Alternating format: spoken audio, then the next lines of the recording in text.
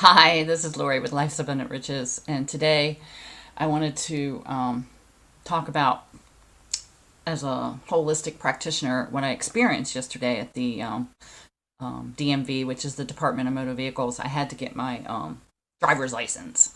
So, excuse the way I look. I've been studying all morning and making contacts and putting out stuff for my business, my horse business, and learning tons on my blogging system. That's really cool.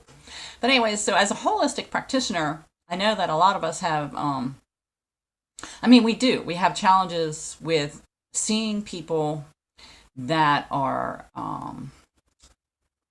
they are disabled, and we want to help them. And so yesterday, what happened to me, I was standing in line. I was excited to get my new license, and the line was short, which is really cool. And there was a lady that came in, and she was very, very nice. I didn't really talk to her, but subconsciously we were talking. And she had a older young son. He must have been about 5'4", probably almost 14 to 15. And he had Tourette's and probably Asperger's. And but he wasn't a bad looking boy, but you can tell by the eyes and everything like that. And I was also on a hangout and listening to the hangout while I was waiting in line. And he was pretty calm when he first got into line with us. But then he started, with the Tourette's, they move a lot and stuff like that. And so I became aware of him. And so my first thoughts were, oh man, I'm lucky that I never had children like that, raised my, I never had to experience it, and then my heart went out to her, saying, what a brave lady, to have this journey in her life, to have this son, and it's really probably a blessing for her.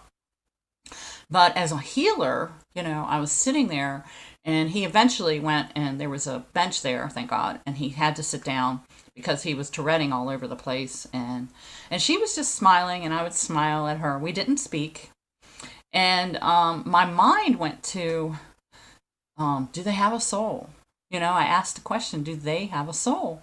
Because they do have a hard time looking into your eyes. And I like looking into people's eyes when I talk to them, because they always say the eyes are the seat of the soul. So anyhow, so I asked the question, I read the book Power versus Force by I forgot the name of the author, but it's Power versus Force. It's called Vibrational Medicine. That's what it is, by Gerber. And it's a fascinating book, Vibrational Medicine. And in there, they talk about karma.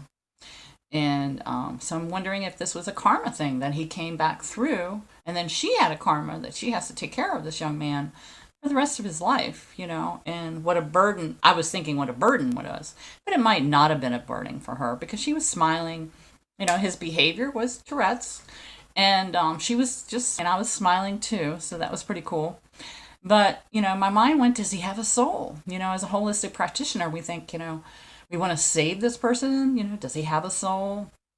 And in the meantime, I'm trying to listen to the hangout, but, he started really moving a lot. So he was coherent, though. So I'm like, well, maybe he does have a soul. I was asking my question, maybe he does have a soul.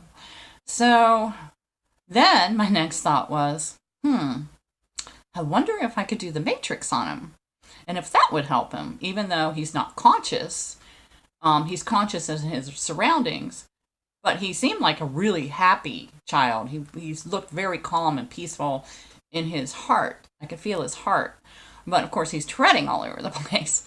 So she handed him some microphone things with a little iPad, and he was able to focus on that while he was Touretting, and that helped. And then of course I'm listening to the hangout, and then all of a sudden he got up real quickly. As soon as I thought, I wonder if I could just let the universe see if there could be a healing here. And, but then I thought, I started thinking, who am I to want to heal this kid and maybe help the mother? So I didn't say anything.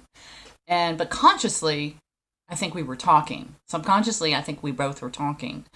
And so finally I waited, even though I was listening to the Hangout. I can multitask and it gets me in a lot of problems, issues.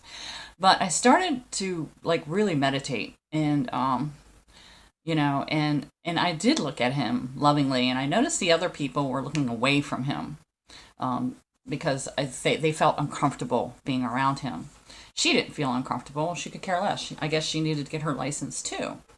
So my mind went towards the end, and I was moving up in line. And at first I felt sorry for her, but then I thought, well, what a blessing. This is her journey and this is her gift. He's a gift to her and he's a gift to himself for her. He came in to teach her something. And I know that from my studies. And, so where I wanted to go with that is, yeah, we do want to heal them. And then towards the end, my lesson was, Lori, it's not your journey. I need to learn to stay in my journey. And that was huge for me to let it go, because you really want to help people and you really want to like see if the matrix would work. And so it was just interesting how we as holistic practitioners, we want to help so much when we see this. But then again, my message that I got from the universe was, it's their issue. You need to stay in your issues. And that's a tough one. That's a tough one for us. But so all I did was like, my time was up, so I had to go get my license. But I did think about it later on, and I thought, oh, now I wish I'd given her, in a way, I wish I'd given her my card, and then she could have accepted the help or not. And then with Tourette's, I haven't studied it, but I would think that it has to do with the nervous system in the brain. And at healmarketplace.com, they have a nerve formula that regenerates the nerves. So I'm kind of wondering if that would have helped him, instead of taking medicine to dull the twitches, So, but anyways, that's my thoughts for today. I was just, sharing how, I wanted to help the boy and put him and hold him. I probably, now that I think about it, I probably could have possibly put him in a hologram right then and there and just 2-pointed him just to see what happens, and just see if there was something to calm him down. But there's a couple things I can share with you that you can use. I don't want to go long. But what I can share with you is this. When you are in a line or in an airplane and you have somebody, a child, or a disabled person, like mentally challenged, don't take pity on them. They came in for that, number one.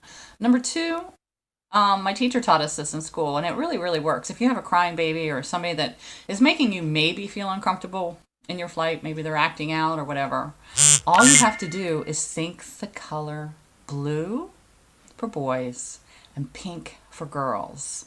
And you just hold the color in your mind's eye towards that person. And you'd be surprised how much it helps. Life's Abundant Riches. Check me out. Check out my blog. Have a good day. Lori Broccoloni.